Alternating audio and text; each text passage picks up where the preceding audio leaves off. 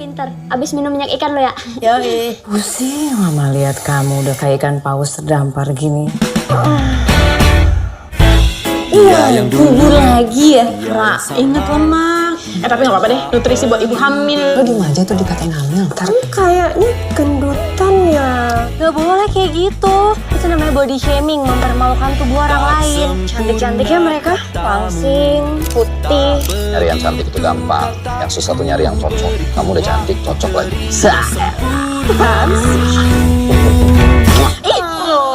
Wah, perut pengen gue gunting deh rasanya. Terus gue udah pernah pakai baju ini loh, Beb. Kita sama-sama tahu lah lo yang paling mampu. Tapi masalahnya di industri kita ini, isi kepala aja nggak cukup. Penampilan juga penting. Rara mana pantas mimpin kita? Mimpin? Belajar dandan dulu gimana? Lo itu yang paling pantas gantiin Mbak Sheila. Mama nyuruh kamu jaga makan, rawat badan. Itu semua buat kamu, bukan buat mama. Rara kenapa? Ini masalah orang jelek lo, kamu gak bakal ngerti. Kadangkala tak menyapa untuk tak baik-baik. Serius gue tanya lo tuh ngejar apa? Iya, ngejar hal-hal yang selama ini gak bisa gue dapetin. Jangan berubah ya.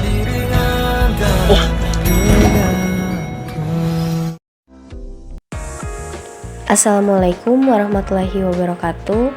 Tepangkeun nami abdi Rena Rismawati sareng rerencangan abdi Tiara Putri Nabila di kelas 12 IPS 2 SMA PGRI Parakan Muncang. Dina video ieu abdi bade ngabahas ngeunaan resensi film anu judulna Imperfect atawa Teu Sampurna, karir, cinta, sareng timbangan. Di handap ieu identitas film eta. Identitas film judulna nyaeta Imperfect, karir, cinta, sareng timbangan. Disutradai ku Ernest Prakasa sareng produserna Chan Parwa Servia jeung Via Servia. Distributorna Netflix, dirilis tanggal 18 Desember 2018.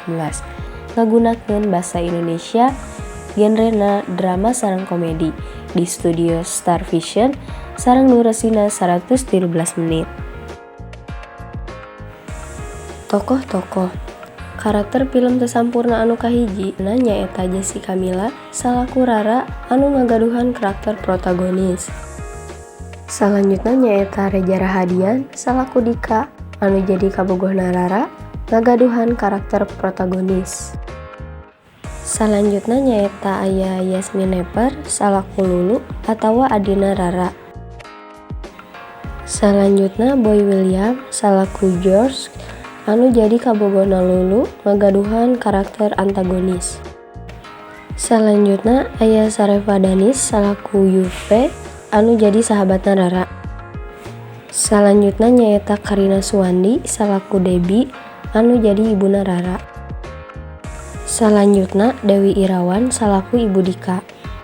Salanjutna aya anu jadi opat anak kos nyaeta Aci Resti salaku Prita, Neneng Wulandari salaku Endah, Kiki Saputri salaku Neti, Sasa Utari salaku Maria. Selanjutnya aya Devira Aurel salaku Wiwit, Karina Nadila salaku Iren, Clara Bernadette salaku Marsha.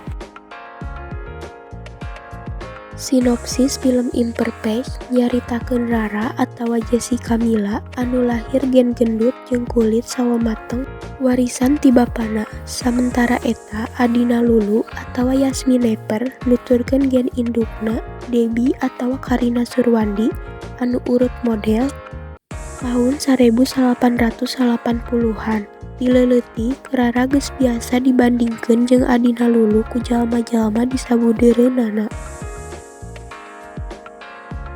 Tapi Rara teu acuh ieu ngadadak leungit nalika bos atawa Dion Wiyoko di kantorna nawiskeun anjeunna jabatan anu luhur.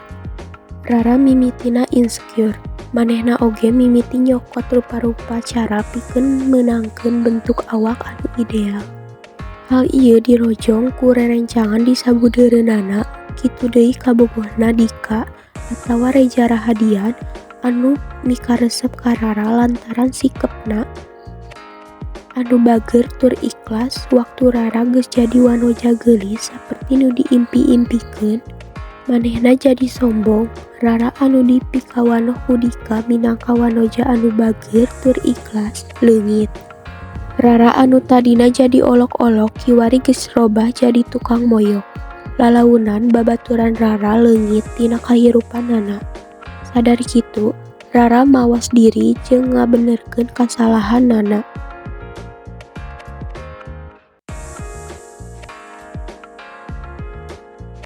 Kaleuwihan film ngamotivasi awewe sejen anu boga masalah jeung awakna sorangan.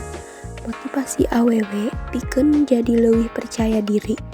Film ieu ngajarkeun urang pikeun salawasna bersyukur kana nikmat anu dipaparinkeun ku Gusti. Ngajarkeun urang pikeun teu merhatikeun naon anu diomongkeun ku batur sareng fokus kana diri urang sorangan. Film ieu rada ngahibur sareng henteu pikaboseneun sabab gaduh komedi. Sakabeh palaku mampu mere kalungguhan anu hade sangkan amanat anu rek ditepikeun bisa ditepikeun kalawan hade. Kalemahan film teu sampurna sarua jeung karya sejena. Film anu teu sampurna ieu oge aya kakuranganana. Dina film eta aya 4 budak awewe anu cicing di imah kabogoh Rara nyaeta Dika.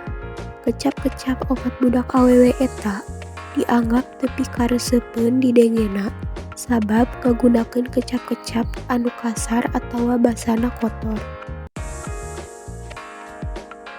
Sarta sanajan film ieu dibere keur umur 13 sarta leuwih ngajak seuri penontonna, tapi teu etis kudu ngadangukeunana. Film ieu memang genre drama, tapi kanyataanana masih teu kuat pisan tur leuwih condong kana komedi. Sabenerna film ieu ngabdi jeung pesan moral anu cukup badag.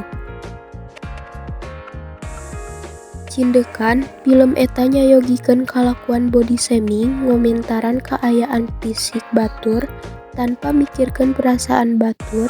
Maksa awewe teu jadi diri sorangan teu masalah naon bentuk awak anjeun, warna kulit anjeun atanapi jenis rambut anjeun, jalma sejen teu boga hak pikeun nangtukeun standar kageulisan anjeun. Dasarna manusia diciptakeun ku rupa-rupa cara, masing-masing gaduh kaunikan masing-masing, sareng masing-masing gaduh kaunggulan sareng kalemahan sorangan. Janten sadaya awewe geulis dumasar kana versi sorangan.